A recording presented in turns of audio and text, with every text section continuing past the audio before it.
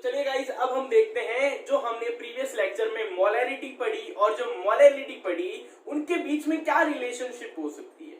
तो यहाँ पर देखना, यहाँ पर इस रिलेशनशिप से एक हमारे पास एक्सप्रेशन आएगा। वो एक्सप्रेशन हमें कहाँ काम आएगा? न्यूमेरिकल में काम आएगा। वो एक्सप्रेशन फाइंड आउट करने के लिए हम क्या करेंगे? तो देखो, मेरे को पता है मोलैरिटी कैसे डिफाइन होती थी, number of moles upon volume of the solution. यही था, number of moles upon volume of the solution. इसको हमने और कैसे लिखा था?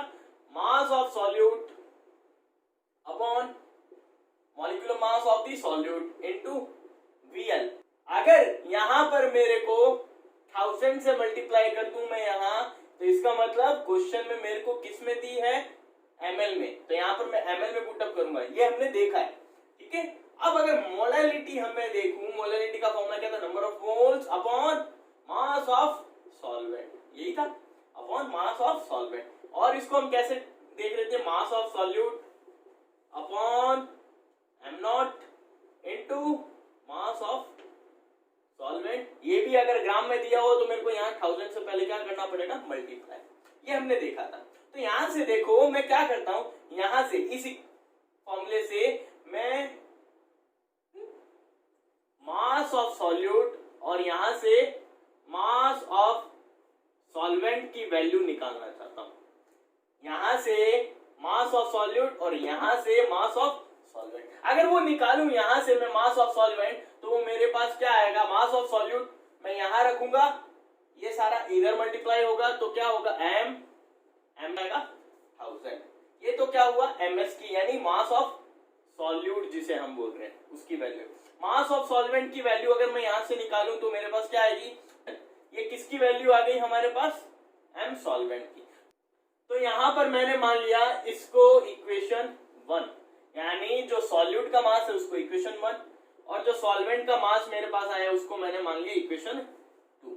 ठीक है, अब हमें एक फॉर्मूला पता है डेंसिटी, वो क्या होती है? मास अपॉन वॉल्यूम। डेंसिटी क्या होती है? मास अपॉन वॉल्यूम। अगर मैं यहां पर सॉल्यूशन की डेंसिटी लूं, डेंसिटी ऑफ सॉल्यूशन, तो मास भी किसका लेना पड़ेगा मेरे को? सॉल्यूशन का। वॉल्यूम भी किसका लेना पड़ेगा मेरे को? सॉल्यूशन का। ठीक है, तो यहां पर देखो मास ऑफ सॉल्यूशन का मतलब क्या होता है?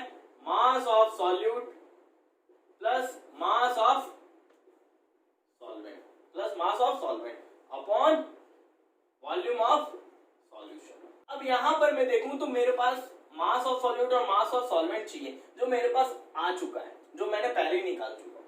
ठीक है, लेकिन वॉल्यूम ऑफ सॉल्यूशन नहीं है। तो यहां से देखो जो इक्वेशन ये वाली है, जो पहला वाला फॉर्मूला लिखा था, यहां से देखो m की वैल्यू हम क्या लिख सकते हैं? m of solute upon m0 VL into 1000। ये क्या है? वॉल्यूम ऑफ सॉल्यूशन ही है, यानी यही तो है। तो मैं क्या करता हूं, यहां से VL की वैल्यू निकालता हूं m0। इसे इक्वेशन दे दो आप 3। तो हमारे पास अभी 3 इक्वेशन है, m सॉल्यूट की, m सॉल्वेंट की और VL यानी वॉल्यूम ऑफ द सॉल्यूशन की। मैं क्या करता हूं, इन तीनों वैल्यूज को यहां पुटअप करता हूं इस इक्वेशन में। इसमें इस इक्वेशन में देखो, तो यहां पर पुटअप करूंगा डेंसिटी ऑफ सॉल्यूशन, यहां भी, तो यहां से जो टर्म बनेगी वो क्या होगी? m0 VL 1000 इनटू VL, यही है। फिर ये VL यहां भी डिवाइड होगा, plus m solute into 1000 upon m0 ml into VL। ये VL से VL कैंसिल आउट, तो यहां पर जो बचा मेरे पास term m0 upon 1000 plus m solute into 1000 upon m0 ml VL भी आएगा। तो VL की वैल्यू मैं क्या करता हूं, इस इक्वेशन 3 से यहां क्या कर देता हूं? पुटअप कर देता हूं। VL की वैल्यू इस इक्वेशन से मैं यहां पुटअप करता हूं। जब मैं यहां पुटअप करूंगा, ये ऊपर, जब मैं यहां क्या करूंगा, वैल्यू पुटअप करूंगा, तो मेरे पास क्या होगा? ये आएगा m solute into 1000 upon m0 upon m0 है वो ऊपर चला जाएगा, इनटू में m0। ठीक है, अब देखो ये मास ऑफ सॉल्यूट कैंसिल, यहां देखो m0 कैंसिल, 1000 से 1000 कैंसिल। अब जो बची टर्म वो क्या है, एम नॉट अपॉन 1000 जो यहाँ चल रहा था, फिर प्लस क्या बचा हमारे पास, ऊपर कुछ बचा एम बचा, नीचे कुछ बचा एम एल बचा, और कुछ बचा और कुछ नहीं बचा, सब कैंसिल आउट हो गया। यहाँ इक्वल में क्या चल रहा था, डेंसिटी सॉल्यूशन की। अब देखो यहाँ पर मैं क्या करता हूँ, इस पूरी इक्वेशन में m का डिवाइड करता हूँ, ये जो m दिख रहा है ना जिसको मोलैरिटी बोलते हैं, उसका डिवाइड करता हूँ, डिवाइड बाय m, तो क्या होगा, d of solution upon m equals to m not upon 1000 into m plus m ml यानी मोलैरिटी, और ये m, ये m से m गया, ये m से m गया, जो टर्म बची अब हमारे पास वो क्या आएगी, वो आई d solution upon molarity equals to m not, क्योंकि ये तो कैंसिल हो गए, अपॉन 1000 प्लस 1 अपॉन ml। या तो आप लोग इस तरीके से एक्सप्रेशन याद रखो जो डायरेक्ट कंपटीशन में, या डायरेक्ट कंपटीशन में एक और टर्म पूछ लेता है, वो क्या पूछेगा, 1 अपॉन ml इक्वल टू, इस पूरी टर्म को इधर भेज दूं तो क्या होगी, माइनस में जाएगी, माइनस m नॉट अपॉन 1000। ये टर्म आपको दोनों क्या होनी चाहिए, याद होनी चाहिए। अब देखो इस टर्म का डायरेक्टली कहां यूज होगा, न्यूमेरिकल्स में यूज होगा। ये किसके बीच रिलेशनशिप बता रहा है, ये हमें मोलैरिटी यानी मोलरता और घनत्व जो विलयन का डेंसिटी होता है उसके बारे, यानी सॉल्यूशन की डेंसिटी के बीच रिलेशनशिप बता रहा है। अब देखो न्यूमेरिकल स्टार्ट करने से पहले मैं आपको दो फॉर्मूलाज और बताना चाहता हूँ। वो फॉर्मूलाज आपको कब यूज होंगे, वो आपको उन न्यूमेरिकल्स में यूज होंगे जब आपको सॉल्यूट यानी विलय का क्या दे रखा हो, मास परसेंट दे रखा हो, क्या दे रखा हो, मास परसेंट, या परसेंट बाय मास सॉल्यूट की वैल्यू दे रखी हो। तो देखो इसके दो तरीके हो सकते हैं ऐसे क्वेश्चंस को सॉल्व करने के, या तो आप लेंथी मेथड को यूज करो, या आप शॉर्टकट एक फॉर्मूला यूज करो। वो फॉर्मूला क्या है, जब आपको क्वेश्चन में मोलैरिटी पूछे, क्या पूछे, मोलैरिटी, तो मैं मान लूंगा जो मेरे को परसेंट बाय मास है उसकी वैल्यू मैंने मानी x, वो कोई भी गिवन हो, चाहे वो 10% हो, चाहे वो 20% बाय मास, कुछ भी हो, मैंने उसको क्या मान लिया, x। तो यहां पर जो हम फॉर्मूला यूज करेंगे वो होगा 10x d यानी density of solution upon m not, ये फॉर्मूला यूज करेंगे मोलैरिटी के लिए। जब हमें क्या दे रखा हो क्वेश्चन में, परसेंट बाय मास दे रखा हो सॉल्यूट का, तो हम मोलैरिटी का फॉर्मूला ये यूज करेंगे। और मोलैरिटी का, मोलरता का, ये तो हुआ मोलैरिटी का फॉर्मूला, किसका, मोलैरिटी यानी मोलरता, ठीक है। यहां पर मैं लिख रहा हूं मोलैरिटी यानी मोलरता, इसका फॉर्मूला वो क्या यूज करेंगे हम, 1000x जो मैंने माना है x परसेंट बाय मास जो भी हो, 100 minus x into m not, ठीक है।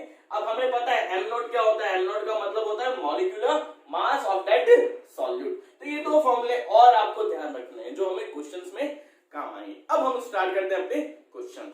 तो पहला क्वेश्चन आपको स्क्रीन पे दिख रहा होगा। देखो पहला क्वेश्चन क्या बोल रहा है कि आपके पास एक सॉल्यूशन है जिसमें आपने क्या डाला है, KOH यानी पोटेशियम हाइड्रोक्साइड। ये जो पोटेशियम हाइड्रोक्साइड डाला है इसकी मोलैरिटी यानी मोलरता आपको क्वेश्चन में दे रखी है, कितनी है, 6.90 मोलर। और आपको उस सॉल्यूट का क्या दे रखा है, परसेंट बाय मास, यानी जो प्रतिशत में द्रव्यमान का भार दे रखा है वो कितना है, 30%। आपको क्या फाइंड करना है, डेंसिटी फाइंड करनी है। तो मैं यहां पर सिंपली क्या अप्लाई करूंगा, एक फॉर्मूला जो अभी हमने पढ़ा है, 10x d upon m not.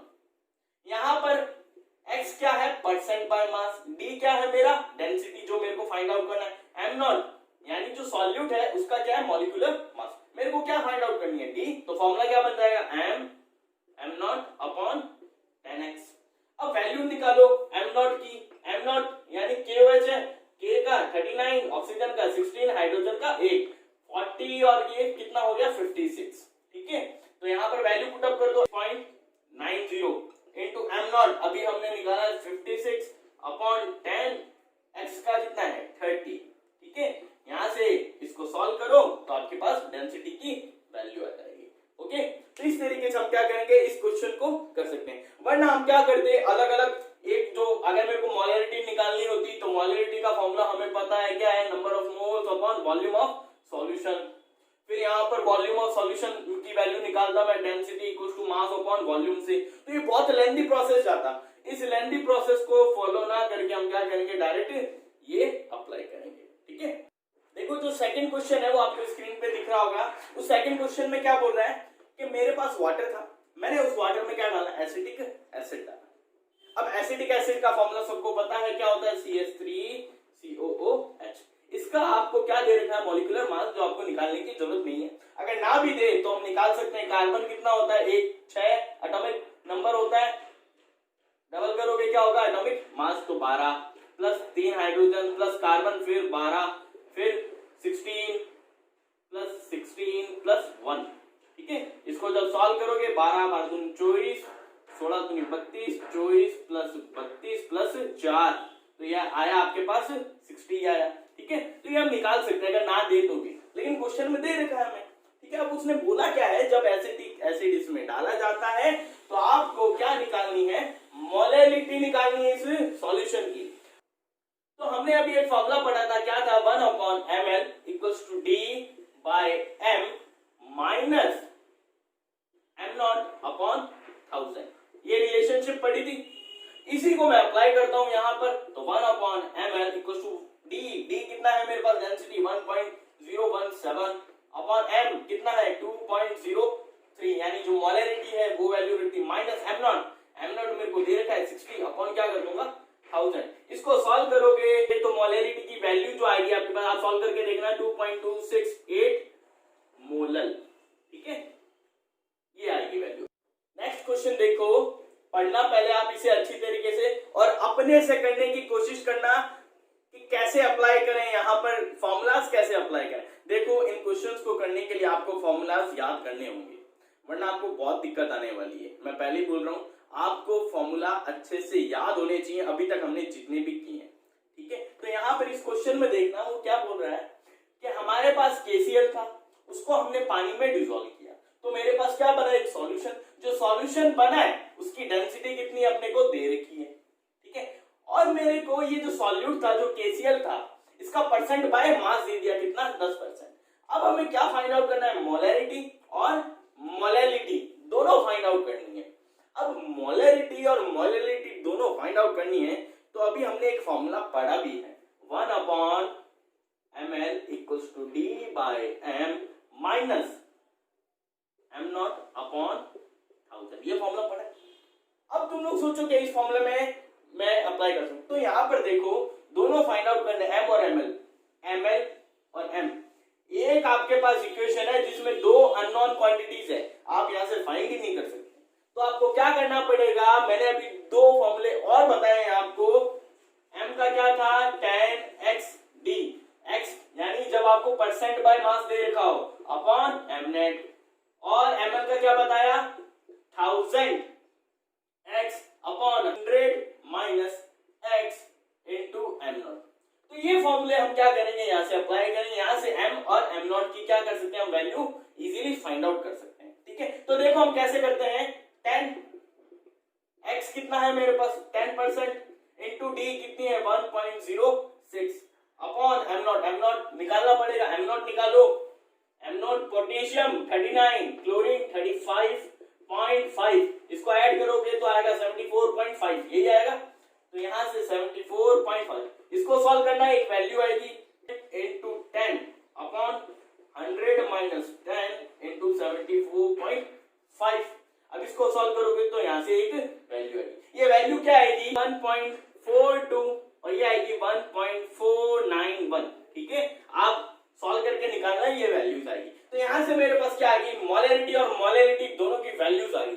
तो हम यहां पर ये फॉर्मूला क्यों नहीं अप्लाई कर सक रहे थे, ये ध्यान रखना। यहां पर ये सीखना कौन सा फॉर्मूला कैसे अप्लाई किया जाता है और कहां अप्लाई। तो यहां पर ये हमने दोनों टर्म्स निकालनी थी, और इस फॉर्मूले में ये दोनों टर्म्स शामिल होती है, यानी मेरे लिए दो अननोन होगी, दो अननोन कभी एक इक्वेशन में हो जाए तो हम नहीं निकाल सकते, तो उसके लिए हमें क्या चाहिए होते हैं, दो इक्वेशन चाहिए होती है दो अननोन निकालने के लिए। एक अननोन निकालने के लिए एक इक्वेशन, दो अननोन निकालने के लिए दो इक्वेशन, तीन अननोन निकालने के लिए तीन इक्वेशन। तो इस तरीके से ध्यान रखना। नेक्स्ट क्वेश्चन देखो, जो मैं अब क्वेश्चन दे रहा हूं वो आपके लिए होमवर्क है, वो आप करके देखो।